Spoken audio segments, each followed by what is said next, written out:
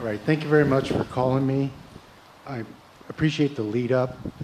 My youngest daughter was skiing out in Seattle and suffered a major knee injury with surgery and plates. As a parent, it just cracks you. Like, holy crap. Like, hard not to notice. Right, and what I'm seeking is, you people are magical and all that stuff. Let's use source. How do I be a cooperative component here? She's young, she's healthy. People out in Seattle, they just go crash into mountains and, they get hurt rock climbing. It's kind of a badge of honor to go bouncing down cliffs, So now that we live there, or she lives there, join the culture, how do we fix the knee? How do I become a cooperative component? Because as a parent, that just, I shot, a rocket that would, blow up the universe when that happened. So how do I get into alignment with my own desire, my desire that is stronger than it's ever been? Yeah. So her contrasting experience not only puts something in her vortex, but my relationship to her contrasting experience puts something in my vortex too. So my desire for her well-being is stronger than it's ever been, and I have specific desire for a specific healing of her. Did you hear us earlier when we said that if this time-space reality has the wherewithal to give you a desire, the same time-space reality can deliver the goods? So you acknowledge that your desire is greater than it has ever been, but you also, this is such a wonderful conversation, because you also acknowledge that while your desire is heightened, so is your fear and worry. In other words, the strong knowing what you don't want caused a stronger than ever knowing what you do want, but now both ends of that stick are pretty active. So your question is, how do I lean toward the wellness rather than toward the injury? And well, my question is, let's have her knee healthy or superhuman, go better with the steel or whatever, but that's my question, okay? That isn't your question. You think it's your question, but we're going to explain this to you so you can see the whole thing. So of course, this happened to her and you want healing for her. And really, that would be easier for her to accomplish if her parent who's freaked out over it wasn't in the equation. So the question that we want to put to you, because she has a relationship with her inner being. So now let's bring this full circle. You're right when you said the whole thing was sort of crescendoing to this. So hear this, you're really going to like this. So let's say, just for sake of example, we're just repeating back what you said to us. You were alarmed, to say the least. She's beautiful. She's my daughter, okay? We get it. Don't explain it to us. We get it. So well, you're going to really like this, so just hang in here for a minute. This experience that she had just freaked you out. As a parent, it is natural that broke my heart. It's natural that it would. You also put big time desire over here in your vortex. So we have two questions for you. First question is, let's say you're a freaked out parent and she has an inner being who knows about her healing, who is guiding it, who expects it. Do you want her to be under the influence of her inner being or under the influence of her freaked out parent? Well, wait, it's a simple answer. Do you want her to be under the influence of her inner being or her freaked out parent? We know it's obvious, but inner being too. Okay, and my don't inner being get ahead. We're leading this. All right, then her inner being. Don't get ahead of this. You want her to be under the influence of her inner being, yes, not her freaked out parent. All right. Correct. So her freaked out parent has an inner being too. Yes. Does you, the freaked out parent, want to be under the influence of your inner being? Yes. Or under the influence of her injury? The inner being. So let's say that you have distance as your advantage and you have other things to think about.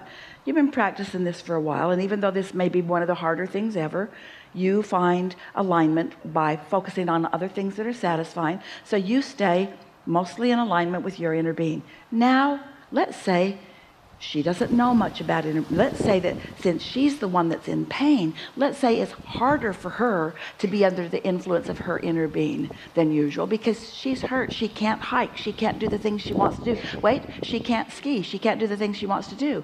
But you have managed, because you're a little more at a distance, you've managed to stay in alignment. So maybe she can't really find perfect access with her inner being, which is your wish, but she can find access with you, because you're like a satellite dish beaming it in. Your power of influence is there. You don't speak to her when you're freaked out. You only speak to her when you're solid. You feel good about her recovery. You know it's going to be all right. So you are an influence to her alignment. You're not trying to replace her alignment. You're just influencing her alignment. And in the process, you realize more than ever before that without satisfaction, you're no good to her at all. You can't let her injury be the reason that you feel the way you do. You got to be unconditional in your love and positive expectation about her. You can't be conditional. So you have to be like Jesus. Like Jesus could influence it. Jesus could, if Jesus was here, Jesus could fix it. But Jesus said, go forth and tell no one. Because he knew that he could only influence it for this moment in time. He knew that he could dominate the environment by his knowing, but he knew that no matter how much recovery had happened, that you might go back to your old way of thinking, and probably would. That's the part of the story nobody really talks about. Most people revert back to what they were doing before. I wasn't there, so I don't know. Yeah, you actually were. Well, it's all irrelevant now, isn't it? So. We know it's hard for a person who's injured. I'd rather have the solution where it's fixed. I just want the best for my daughter. Everybody does. You know, I don't care whether it's Jesus or whoever. You know, step up, like whoever it is. I don't care. Well, we got to tell you, Source has stepped up all the time. Source is on it every moment of every day. But Source, with all of his stepped upness, cannot penetrate your resistance or anyone else's. If that were the case, there would never be illness. There would never be anything that would ever be hurtful to anyone, because Source knows what you want and is flowing that and only that and only that. Well, but there's another step to the equation. Source is doing step 2. That's as stepped up as it gets. Source is stepping up.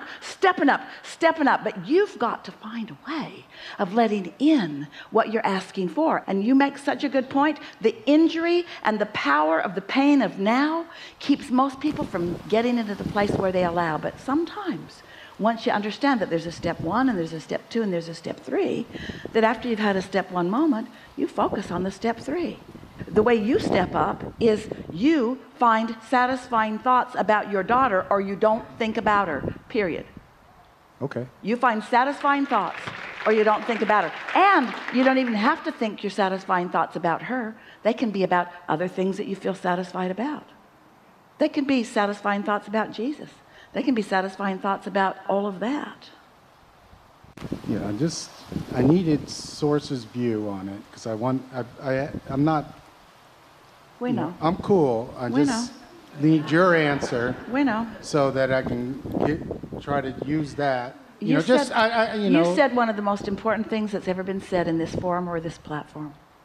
You said, I want Source to step up. And it gave us the opportunity to say to you, that's what we've been telling you all along. Source has stepped up. Source has stepped up.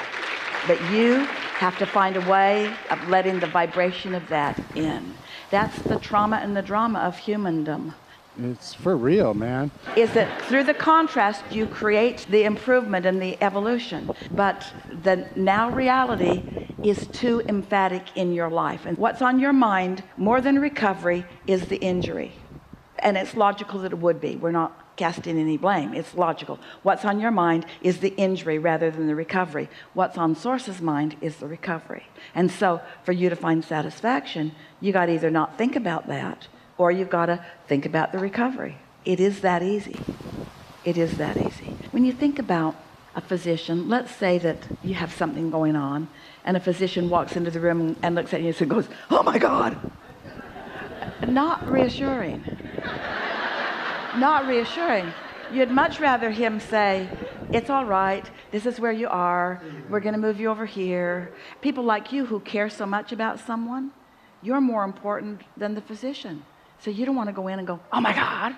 You want to go in and go, yeah, you've had a step 1 moment and you're going to be better for it. And you said something like bionic or even better than ever before, in other words. Right, or superhuman. Or what, is she going to push evolution, or what are we doing here? You know, like, if she's a super creator, I'm cool with it. Okay, just do it, but then just morph, okay? And I'll be cool with it. That's why we said that you're not really asking what you think you're asking, because what we want you to be aware of is that you don't want to live this conditional life where she needs to heal in order for you to be all right.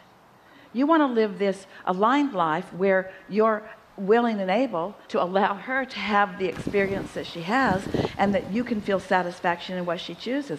And of course, we're not asking you to choose that she be crippled. We're not asking you to choose anything that she wouldn't choose, because we know what she put in her vortex too, and we fully expect that what's in her vortex as a result of that will be what she gets. We just want her to have a comfortable unfolding to that, and most of all, since you're right here, we want you to have a comfortable unfolding with that.